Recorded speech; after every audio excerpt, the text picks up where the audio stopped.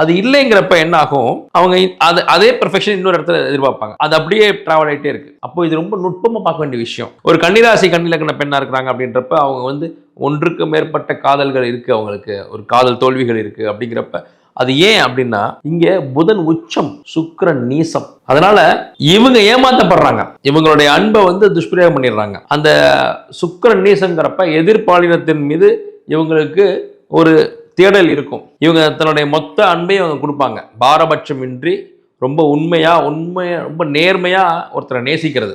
ஆனா அந்த நேர்மைக்கு அந்த எதிரில் இருக்கவர் வந்து பாத்தியமா இருக்க மாட்டார், ரெஃப்ளெக்ட் பண்ண மாட்டார், ரெசிப்ரோகேட் பண்ண மாட்டார். அப்ப இவங்க ஹர்ட் ஆயிடுவாங்க. இவங்களை அன்பின் பால் மிக சுலபமாக ஏமாற்ற முடியும். மிக அதிகமாக காயப்பட்டது அன்பின் பேரில் இந்த கன்னிராசி கன்னிலக்ன பெண்கள் தான். காதல் தோல்வி இல்லாத கன்னிராசி கன்னிலக்ன பெண்களே இல்லை எனலாம். இல்லை நட்பின் பால் அன்பின் பால் ஏமாற்றப்படாத கன்னிராசி கன்னிலக்ன பெண்களே இல்லை எனலாம். ஏன்னா இங்க இந்த சுக்கிரன் நீசங்கிறப்ப என்ன ஆகும்னா, அன்பை தேடி தேடி போய் எதிர்பாலினத்தவரிடம் அது கிடைக்காம காயப்பட்டு இன்னும் தேடி தேடி போய் அது பெரிய பிரச்சனையா மாறி இருக்கும். இப்போ நம்ம வீட்டில் ஒரு கன்னிராசி கன்னிலக்ன பெண் இருக்காங்க அப்படிங்கிறப்ப அவங்க ஒன்றுக்கு மேற்பட்ட காதல் தோல்விகளை சந்திக்கிறத நம்ம விரும்புவோமா? இல்லை இப்படி எதிர்பாலினத்திற்கிட்ட இவங்க ஏமாந்து வர்றத எந்த வீட்டு உறுப்பினர்களும் நம்ம வீட்டு பெண்கள் வந்து அப்படி அவஸ்தைப்படுறது விரும்ப மாட்டோம். ஆனால் இவங்களுடைய அந்த அமைப்பு, ஜாதக அமைப்பு அப்படித்தான் வச்சிருக்கு. ஏன்னா காலபுருஷ தத்துவத்துக்கு 6ஆம் இடம் அப்படிங்கிறப்ப கடன், நோய், எதிரி, வம்பு, வழக்கு இதெல்லாமே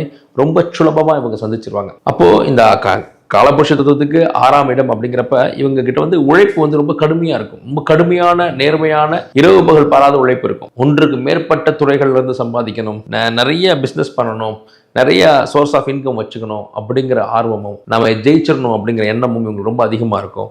அந்த எண்ணம் உழைப்பாக மாறும். அந்த உழைப்பு மிக கடுமையான உழைப்பாக மாறி எந்நேரம் ஒரு ஒர்க்கஹாலிக்காக மாறக்கூடியது எல்லாமே இந்த கன்னிராசி கன்னிலக்ன பெண்கள் தான். இன்னொரு முக்கியமான விஷயம், இவங்களுடைய குழந்தைகள் ஒரு காலகட்டத்தில் இவங்களுக்கு மிகப்பெரிய மனவேதனை கொடுத்துடுறாங்க. இந்த கன்னிராசி கன்னிலக்ன பெண்களுடைய திருமண வாழ்க்கை அப்படிங்கிறத ரொம்ப நுணுக்கமாக அதை நீங்கள் ஆராய்ந்து பார்த்தீங்கன்னா, இவங்க எந்த வீட்டுக்கு வாக்கப்படுறாங்களோ அந்த பார்ட்னர், அந்த லைஃப் பார்ட்னர், எங்களுடைய கணவருடைய குடும்பத்தார் இருக்காங்க இல்லையா, இவன் நாத்தனார், கொழுந்தன், மாமனார், மாமியார், அந்த கணவர் வீட்டுடைய சொந்தங்கள், அவங்களுடைய அத்தனை சுகதுக்கங்களையும் இவங்க பங்கெடுத்துக்கிட்டு அவங்களுடைய கஷ்டங்களை தன் கஷ்டம் போல் பாவித்து, இது வந்து ரொம்ப முக்கியமான பாயிண்ட். அதாவது எப்படின்னா, வாக்கப்பட்டு போற அந்த பார்ட்னர், அந்த கணவர் வீட்டு பிரச்சனைகளை தன் பிரச்சனையா எடுத்துக்கிட்டு அதற்காக துணை நிற்கிறது, அதுக்காக எல்லாத்தையும் சாக்ரிஃபைஸ் பண்றது, அதுக்காக எல்லா ஹெல்ப்பும் பண்றது,